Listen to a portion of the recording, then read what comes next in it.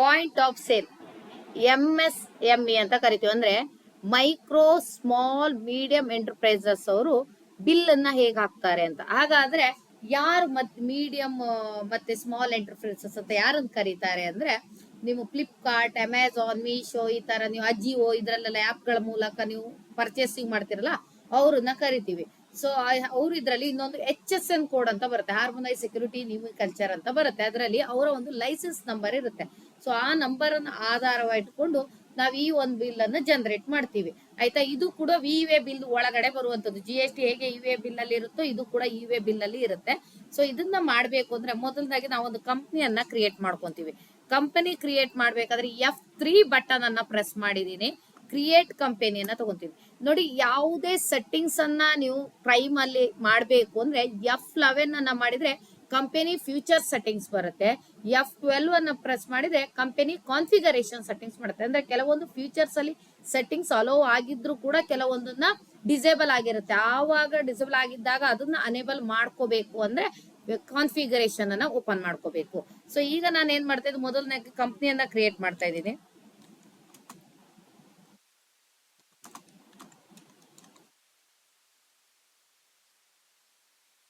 Already ಆ ಹೆಸರಲ್ಲಿ ಮಾಡಿದ್ದೆ, ಅದಕ್ಕೋಸ್ಕರ 1 ಅಂತ ಕ್ರಿಯೇಟ್ ಮಾಡ್ತಾ ಇದ್ದೀನಿ. ಇಲ್ಲಿ ಉತ್ತರ ಪ್ರದೇಶ್ ಅಂತ ಕೊಡ್ತಾ ಇದ್ದಾರೆ, ಅಡ್ರೆಸ್ ಎಲ್ಲ ಕೊಡ್ತಾ ಇದ್ದಾರೆ. ಸೊ ಅಡ್ರೆಸ್ ಅನ್ನ ಮೆನ್ಷನ್ ಮಾಡಿ. ಯಾಕೆಂದ್ರೆ ಇಲ್ಲ ಅಂದ್ರೆ ನಿಮ್ಗೆ ಬಿಲ್ ನೋಡಿದಾಗ ಅದು ಕ್ಲಿಯರ್ ಆಗಿ ಕಾಣಿಸೋದು ಗೊತ್ತಾಗಲ್ಲ. ಅದಕ್ಕೆ ಅಡ್ರೆಸ್ ಅನ್ನ ಕ್ಲಿಯರ್ ಆಗಿ ಮೆನ್ಷನ್ ಮಾಡ್ಬೇಕು.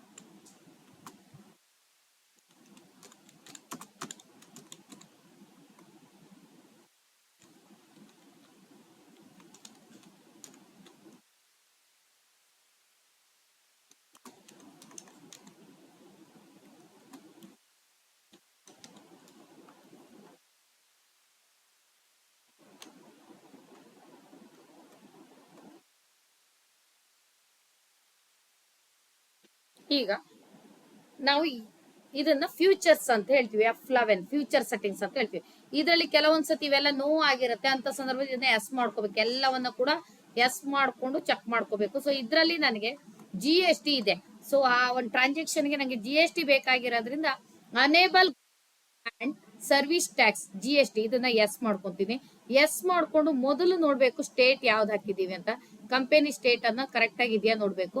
ನೆಕ್ಸ್ಟ್ UT GST ಆದ್ರೆ ಮಾತ್ರ ಇದನ್ನ ಎಸ್ ಮಾಡ್ಕೊಳ್ಳಿ, ಇಲ್ಲ ಅಂದ್ರೆ ಎಸ್ ಮಾಡ್ಕೊಳ್ಳೋದು ಬೇಡ. ಹಾಗೆ ಕಂಪನಿ GST ನಂಬರ್ ಅನ್ನ ಎಂಟ್ರಿ ಮಾಡ್ಲೇಬೇಕು. ಯಾಕಂದ್ರೆ ಪಾಯಿಂಟ್ ಆಫ್ ಸೇಲ್ ಅಲ್ಲಿ ಒಂದು ಬಿಸ್ನೆಸ್ ದಾರರು ಇದನ್ನ ಮಾಡ್ತಾ ಇರ್ತಾರೆ, ಆದ್ರಿಂದ ಅವರಿಗೆ GST ನಂಬರ್ ಇದ್ದೇ ಇರುತ್ತೆ. ಸೊ ಆದ್ರಿಂದ ನೀವು GST ನಂಬರ್ ಅನ್ನ ಅಪ್ಲೈ ಮಾಡ್ಲೇಬೇಕು. ಅಪ್ಲೈ ಮಾಡ್ಲಿಲ್ಲ ಅಂದ್ರೆ ರಾಂಗ್ ಆಗುತ್ತೆ. ನೆಕ್ಸ್ಟ್ ಇಲ್ಲಿ ನೀವು GSTR refund, goods and service tax refund ಅನ್ನ ಮಂತ್ಲಿ ಮಾಡ್ತೀರಾ ಕ್ವಾರ್ಟರ್ಲಿ ಮಾಡ್ತೀರಾ ಅದು ನಿಮ್ಮ ಮೇಲೆ ಡಿಸೈಡ್. ನಾನು ಇದನ್ನ ಕ್ವಾರ್ಟರ್ಲಿ ಅಂತ ತಗೊಂತೀನಿ.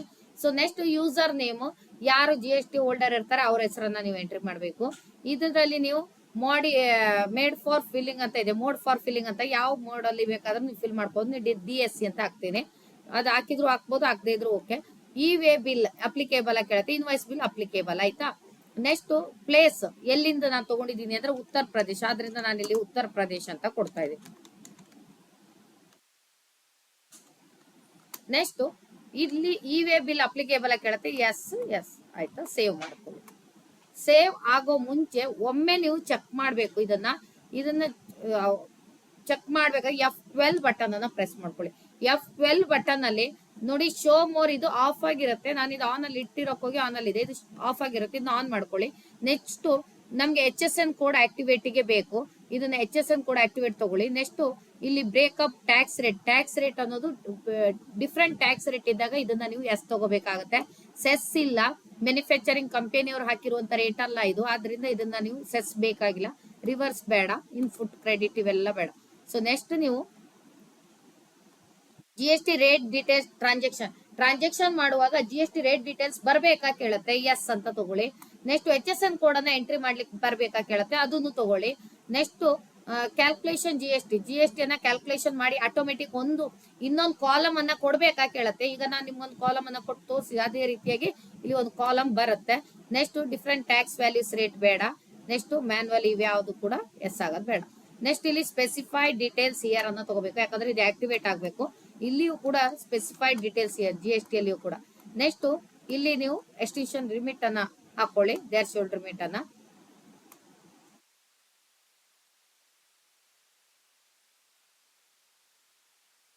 ಇಲ್ಲಿ ನನ್ ಮಾಡ್ಕೊಳ್ಳಿ HSN ಸಮ್ಮರಿ ಫ್ರಮ್.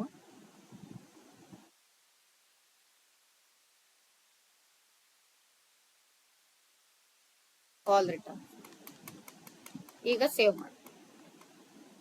ಸೇವ್ ಮಾಡಿದ ನಂತರ ನಮ್ಗೆ ಇದಕ್ಕಾಗಿ ಒಂದು ಹೊಸ ವೋಚರ್ ಅನ್ನ ಕ್ರಿಯೇಟ್ ಮಾಡಬೇಕು. ಕ್ರಿಯೇಟಿಗೆ ಹೋಗ್ತೀನಿ.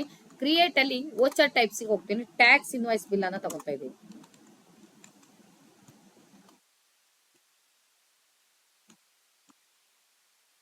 ಟ್ಯಾಕ್ಸ್ ಇನ್ವಾಯ್ಸ್ ಬಿಲ್ ಸೇಲ್ಸ್ ನ ಒಂದು ಭಾಗ ಅದು, ಆದ್ರಿಂದ ಸೇಲ್ಸ್ ವೋಚರ್ ನ ಅಂಡರ್ ಅಲ್ಲಿ ತಗೊಂತಾ ಇದ್ದೀನಿ. ಇಲ್ಲಿ ಕೇಳತ್ತೆ ಮೆಥಡ್ ಆಫ್ ವೋಚರ್ ಅಂತ, ಆಟೋಮೆಟಿಕ್ ಅಂತ ತಗೊಳ್ಳಿ. ನೆಕ್ಸ್ಟ್ ಇಲ್ಲೇನ್ ಬೇಡ. Next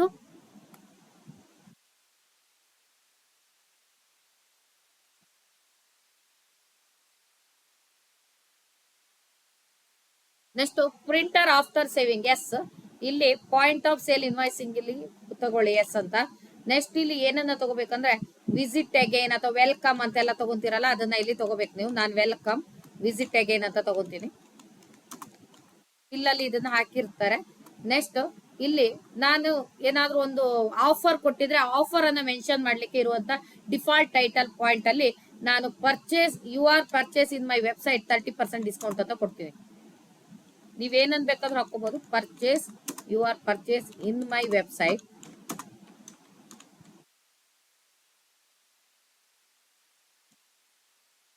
30% discount. ಈ ರೀತಿ ತಗೊಂಡಿದ್ದೀನಿ. ಇಲ್ಲಿ ಮೇಲ್ ಹೇಳಿದ್ದೆಲ್ಲ ಕರೆಕ್ಟ್ ಇದೆ ಅಂತ ಇದ್ರೆ ಇದನ್ನ ಡಿಕ್ಲರೇಷನ್ ಗೆ ಹಾಕ್ಬೇಕು. ಸೊ ಡಿಕ್ಲರೇಷನ್ ಅಲ್ಲಿ ನೀವು ಹೇಳಿದ್ದೆಲ್ಲ ಕರೆಕ್ಟ್ ಇದೆ ಅಂತ ಅಲ್ಲಿ ಬರ್ತಾ ಇರುತ್ತೆ, ಅದನ್ನ ನೀವು ಸೇವ್ ಮಾಡ್ತೀನಿ. ಆದ್ಮೇಲೆ ನೆಕ್ಸ್ಟ್ ನಾನು ಏನ್ ಮಾಡ್ತೀನಿ ಅಂದ್ರೆ ವೋಚರ್ಸ್ ಹೋಗ್ತಾ ಇದ್ದೀನಿ. ವೋಚರ್ಸ್ ಅಲ್ಲಿ ಫಸ್ಟ್ ಕ್ಯಾಪಿಟಲ್ ಅಮೌಂಟ್ ಅನ್ನ ಇನ್ವೆಸ್ಟ್ಮೆಂಟ್ ಮಾಡಬೇಕು. ಅದಕ್ಕೋಸ್ಕರ ರಿಸಿಪ್ಟ್ ವೋಚರ್ ಅನ್ನ ತಗೋತಾ ಇದ್ದೀನಿ. ರಿಸಿಪ್ಟ್ ವೋಚರ್ ಅಲ್ಲಿ ನಾನು ಕ್ಯಾಪಿಟಲ್ ಅನ್ನ ಇದ್ ಮಾಡ್ತೀನಿ. ಯಾರು ಕ್ಯಾಪಿಟಲ್ ಬಂಡವಾಳ ಹಾಕಿರೋರು ಅಂತ ಇಲ್ಲ, ಅಲ್ಲಿ ನ್ಯೂ ಟೆಕ್ ಎಂಟರ್ಪ್ರೈಸಸ್ ಅವರು ಬಂಡವಾಳದಾರರು. ಆದ್ರಿಂದ ಕ್ಯಾಪಿಟಲ್ ಅಲ್ಲಿ ಅವ್ರನ್ನ ನಾನು ಕನ್ಸಿಡರ್ ಮಾಡ್ತಾ ಇದ್ದೀನಿ. Capital account.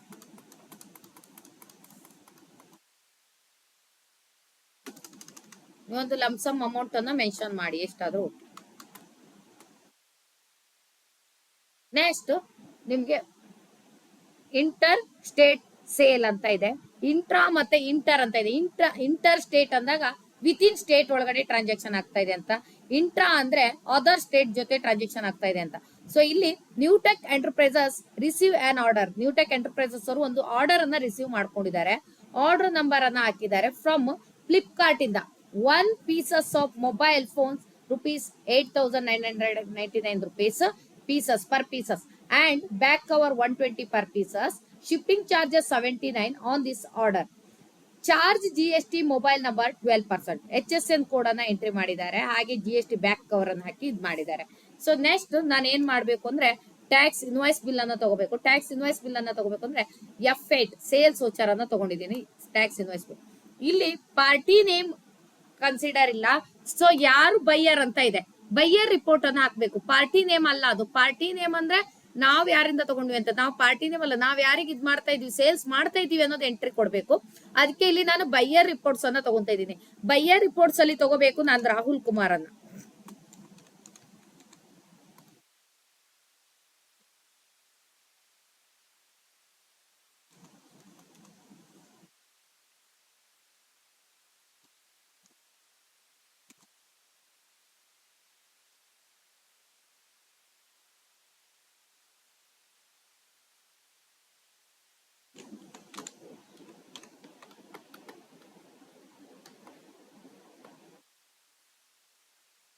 ನೆಕ್ಸ್ಟ್ ಇಲ್ಲಿ ಸೇಲ್ಸ್ ಅಂತ ತಗೊಳ್ಳಿ, ಯಾಕಂದ್ರೆ ಅದು ಮಾರಾಟ ಆಗಿರೋದು ಸೇಲ್ಸ್. ಅಂಡರ್ ರೂಪಲ್ಲಿ ಸೇಲ್ಸ್ ಅಕೌಂಟ್. ಇಲ್ಲಿ ಯಾವಾಗ್ಲೂ HSN ಕೋಡ್ ಅನ್ನ ಅಲೋ ಮಾಡಿ, ಯಾಕಂದ್ರೆ ಬೇರೆ ಬೇರೆ ಡಿಫ್ರೆಂಟ್ ಐಟಮ್ ಗಳಿಗೆ ಡಿಫ್ರೆಂಟ್ HSN ಕೋಡ್ ಇರೋದ್ರಿಂದ ಸೇಲ್ಸ್ ಅಲ್ಲಿ ನೀವು HSN ಕೋಡ್ ಅನ್ನ ಎಂಟ್ರಿ ಮಾಡೋ ಹಾಗಿಲ್ಲ. ಹಾಗೆ ಇಲ್ಲಿ ಕೂಡ ಅಷ್ಟೇ ಸ್ಪೆಸಿಫೈಡ್ ಡೀಟೇಲ್ಸ್ ಇಯರ್ ತಗೊಳ್ಳಿ, HSN ಕೋಡ್ ಅನ್ನ ಎಂಟ್ರಿ ಮಾಡಬೇಡಿ. ಇಲ್ಲಿ ಗೂಡ್ಸ್ ಅನ್ನ ತಗೊಳ್ಳಿ. ಈಗ ನಾನು ಈ ಒಂದು ಐಟಮ್ ನ ನೇಮ್ ಅನ್ನ ಬರಿಬೇಕು. ಸೊ ಇಲ್ಲಿ ಐಟಮ್ ನೇಮ್ ಯಾವ್ದಿದೆ ಅಂದ್ರೆ mobile.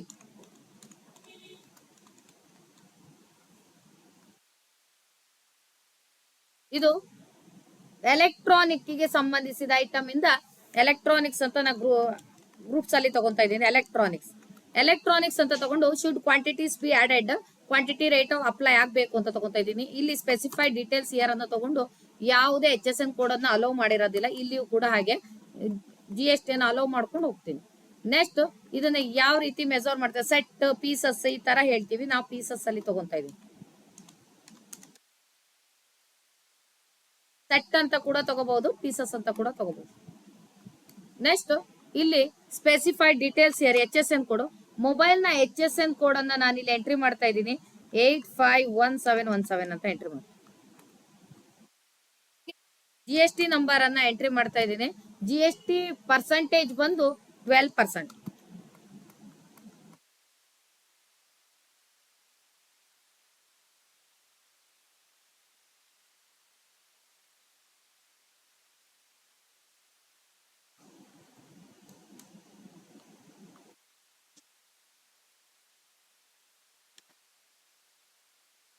Next back cover.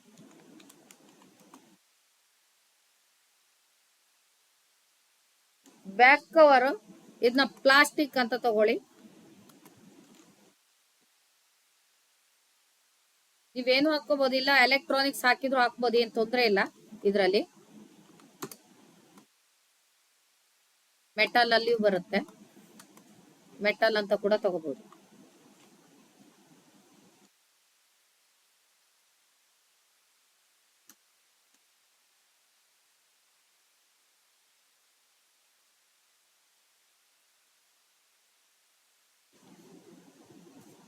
HSN code ಬಂದು 420202 28%.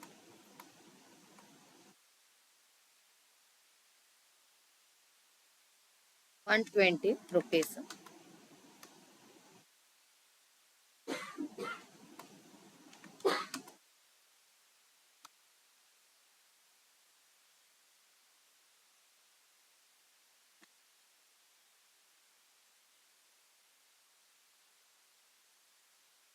ನೆಕ್ಸ್ಟ್ ಶಿಫ್ಟಿಂಗ್ ಚಾರ್ಜಸ್ ಅನ್ನ ಅಪ್ಲೈ ಮಾಡಬೇಕು. ಈ ಅಮೌಂಟ್ ಮೇಲೆ ಅಪ್ಲೈ ಮಾಡಿ, ಇಲ್ಲ ಅಪ್ಲೈ ಮಾಡಿದ್ರೆ ಇನ್ವೆಂಟ್ರಿ ಎಂಟ್ರಿಗೆ ಹೋಗುತ್ತೆ. ಆದ್ರಿಂದ ನಮ್ಗೆ ಇನ್ವೆಂಟ್ರಿ ಎಂಟ್ರಿ ಅಲ್ಲ, ಅದೊಂದು ಲೆಡ್ಜರ್ ಎಂಟ್ರಿ, ಜರ್ನಲ್ ಎಂಟ್ರೀಸ್ ಆದ್ರಿಂದ ಅಕೌಂಟಿಂಗ್ ಎಂಟ್ರೀಸ್ ಶಿಫ್ಟಿಂಗ್ ಚಾರ್ಜಸ್ ಅನ್ನೋದು. ಅದಕ್ಕೋಸ್ಕರ ನಾನು ಡಬಲ್ ಎಂಟರ್ ಅನ್ನ ಪ್ರೆಸ್ ಮಾಡಿ ಶಿಫ್ಟಿಂಗ್ ಚಾರ್ಜಸ್ ಅನ್ನ ತಗೊಂತಾ ಇದ್ದೀನಿ. ಶಿಫ್ಟಿಂಗ್ ಚಾರ್ಜಸ್ ಬಂದು ಇಂಡೈರೆಕ್ಟ್ ಎಕ್ಸ್ಪೆನ್ಸಸ್.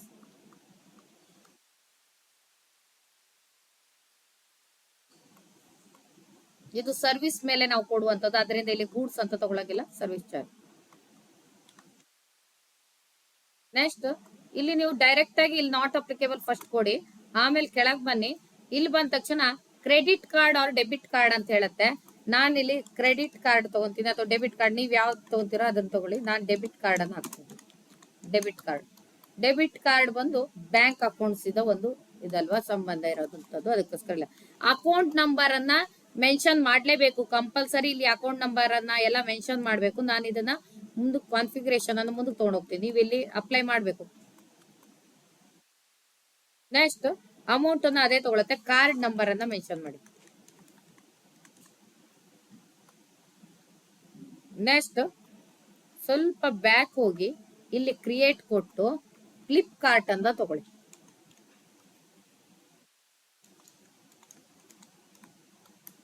ಫ್ಲಿಪ್ಕಾರ್ಟ್ ಅವರಿಂದ ತಗೊಂಡಿರೋದ್ರಿಂದ ಅವ್ರ ಕ್ರೆಡಿಟರ್.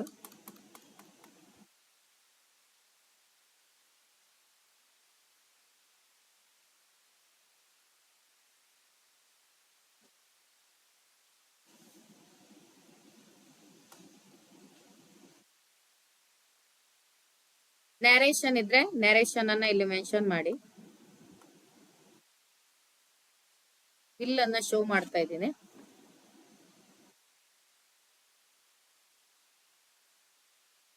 ಬಿಲ್ ಶೋ ಆಗಿದೆ. ಇದನ್ನ ಬೇಕಿದ್ರೆ ಪ್ರಿಂಟ್ ಅಂತ ತಗೊಂಡ್ರೆ ನಿಮ್ಗೆ ಎಲ್ಲಿ ಪ್ರಿಂಟ್ PDF ಹೋಗಿ ಕನ್ವರ್ಟ್ ಆಗುತ್ತೆ. ನಾನು ಡೆಸ್ಕ್ಟಾಪ್ ಮೇಲೆ PDF ಅಲ್ಲಿ ಇದನ್ನ ಆಮೇಲೆ ನಿಮ್ಗೆ ಬಿಲ್ ಅನ್ನ ತೋರಿಸ್ತೀನಿ. ಇಲ್ಲಿ ನೋಡಿ, ಇಲ್ಲಿ ಫಾರ್ಮೆಟ್ ಅನ್ನ ನೀವು ಚೇಂಜ್ ಮಾಡಬಹುದು. ಇದು PDF ಮಾತ್ರ ತೋರಿಸ್ತಾ ಇದೆ. ಕೆಲವೊಂದ್ಸತಿ ಫಾರ್ಮೆಟ್ ಬೇರೆ ಬೇರೆ ಫಾರ್ಮೆಟ್ ಅನ್ನ ತೋರಿಸುತ್ತೆ. ಇಲ್ಲಿ PDF ತೋರಿಸೋದ್ರಿಂದ PDF ಮಾತ್ರ ಕನ್ವರ್ಟ್ ಆಗ್ತಾ ಇದೆ. ನೆಕ್ಸ್ಟ್ ಒಂದಾಯ್ತು ಬಿಲ್. ಸೆಕೆಂಡ್ ಬಿಲ್ ಅನ್ನ ಜನರೇಟ್ ಮಾಡಬೇಕು. ನೋಡ್ಕೊಳ್ಳಿ, ಈಗ ನಾನು ಇದನ್ನ ಪೇಜ್ ಅಪ್ ಹೊಡೆದು ತೋರಿಸ್ತಾ ಇದ್ದೀನಿ ಒಂದು ಬಿಲ್ ಅನ್ನ, ಆಯ್ತಾ. ಸೊ ಸೆಕೆಂಡ್ ಬಿಲ್ ನೆಕ್ಸ್ಟ್ ಯಾರದ್ ಬಂದಿದೆ ಅಂದ್ರೆ Newtech enterprises receive on order Amazon. Order number ಅನ್ನ ಹಾಕಿದ್ದಾರೆ. Pieces of watch, wrist watch ಅನ್ನ ಹಾಕಿದ್ದಾರೆ. ಸೊ ಇಲ್ಲಿ ನಾನು ಅಪ್ಲಿಕೇಬಲ್ ಅಲ್ಲಿ ಪಾರ್ಟಿ ನೇಮ್ ಅನ್ನ ಸುಮಿತ್ ಅಂತ ತಗೊಂತಾ ಇದ್ದೀನಿ. ಸುಮಿತ್. ಅಡ್ರೆಸ್ ಬಂದು 44/B.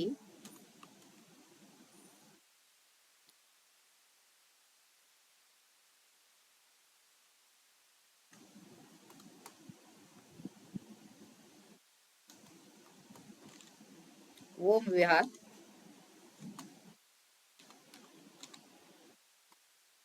ಇದು ಡೆಲ್ಲಿ.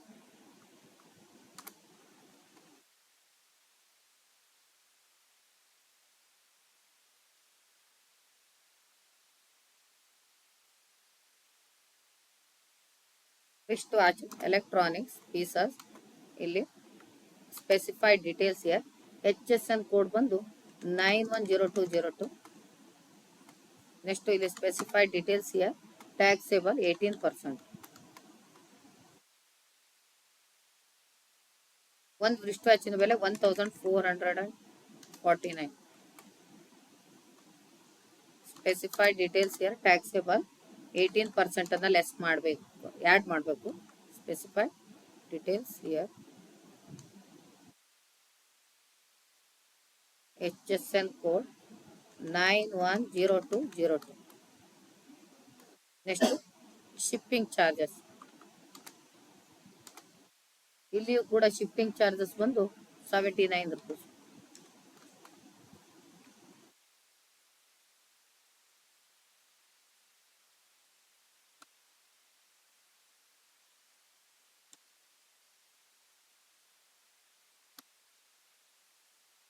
ನೆಕ್ಸ್ಟ್ ಇಲ್ಲಿ ಗಿಫ್ಟ್ ಇದ್ ಮಾಡಿದ್ದು ಅಮೆಝಾನ್ ಕಡೆಯಿಂದ, ಅದರಿಂದ ಅಮೆಝಾನ್.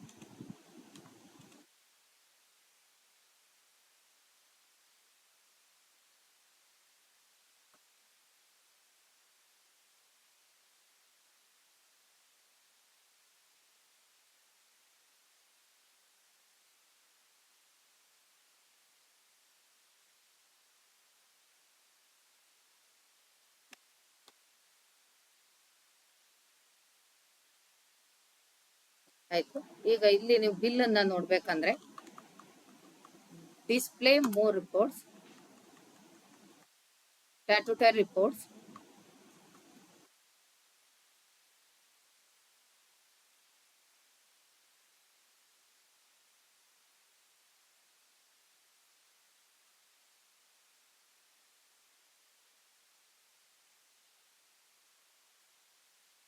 ಮೂರಕ್ಕೂ ರೇಟ್ ಡಿವೈಡ್ ಆಗಿದೆ ಅಲ್ಲ. 28 ಬ್ಯಾಕ್ ಕವರ್ 28 ಇದೆ, ಮೊಬೈಲ್ 12 ಇದೆ, ವಾಚ್ಗೆ 18 ಇದೆ, ಪರ್ಸೆಂಟೇಜ್ ಇದೆ. ಕರೆಕ್ಟ್ ಇದೆಯಲ್ಲ. So next GST utilities report ಅನ್ನ ತೆಗ್ದಿರೋದು ನಾನು. ನೋಡಿ, ಇ-ವೇ ಬಿಲ್. ಇ-ವೇ ಬಿಲ್ ಅನ್ನ ತೋರಿಸ್ತಾ ಇದ್ದೀನಿ. ಇ-ವೇ ಬಿಲ್ ಎಲ್ಲಿ ಬಂದಿದ್ದೀನಿ ಅಂದ್ರೆ ಇ-ವೇ ಬಿಲ್ ಒಳಗಡೆ ಡಬಲ್ ಟೈಮ್ ಸೆಂಟರ್ ಅನ್ನ ಪ್ರೆಸ್ ಮಾಡಿದ್ದೀನಿ. Double time center. E-way bill ಒಳಗಡೆ double time center. E-way bill ಒಳಗಡೆ ಡಬಲ್ ಟೈಮ್ ಸೆಂಟರ್.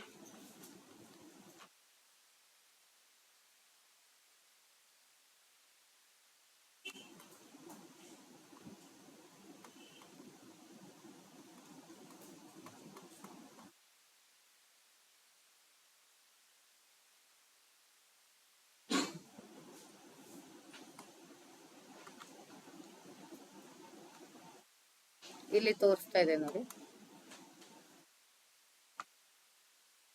ಇಲ್ಲಿ GST ರಿಫಂಡ್ 1ರಲ್ಲಿ ರಿಪೋರ್ಟ್ ಬರುತ್ತೆ. GST 1 refund. GST goods and service tax refund 1 bill ಅಲ್ಲಿ ಇದೆ.